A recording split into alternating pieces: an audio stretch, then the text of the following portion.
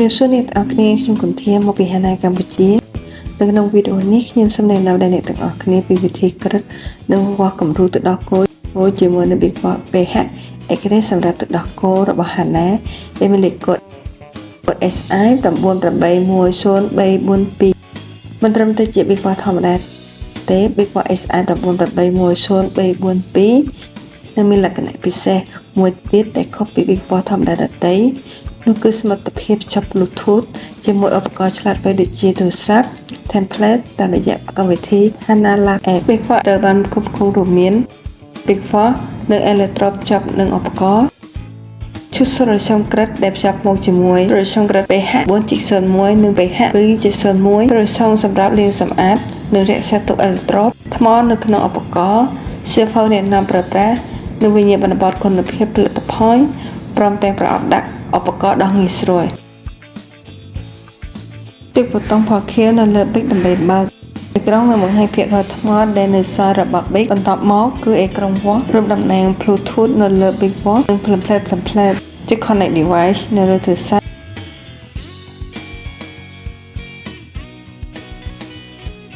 អេក្រង់នឹងបង្ហាញលេខកូដឧបករណ៍រួមជាមួយលេខស៊េរីនៅទីនេះ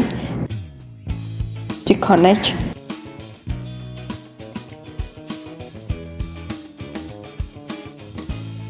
បន្ទាប់ពីភ្ជាប់បានជោគជ័យអេក្រង់ទូរស័ព្ទនឹងបង្ហាញតម្លៃ pH និងស៊ីតុននៃគំរូ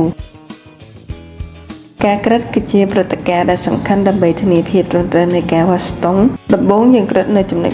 2.01 ត្រឡប់ electrode ចូលទៅក្នុងកែវដែលមាន solution pH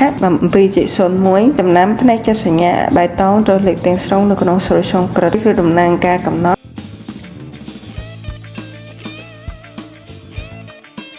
calibrate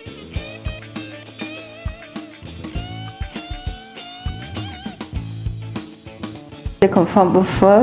ដើម្បីបញ្ជាក់ចំណុចក្រិត safe ដើម្បីរក្សាទុកការក្រិត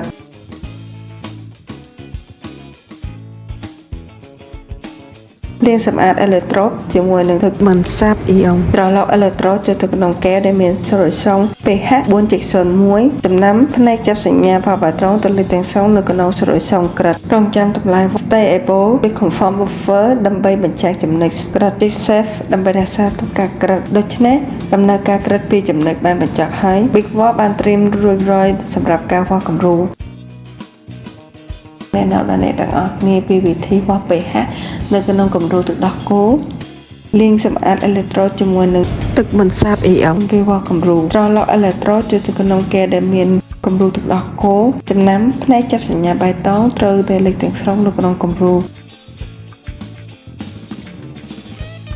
នៅពេលដែលអេក្រង់បង្ហាញពាក្យ stable គឺតម្លៃវាស់មានដំណឹងហើយអេក្រង់បង្ហាញតម្លៃ pH នៃគំរូទឹកដោះគោដែលបានវាស់គឺ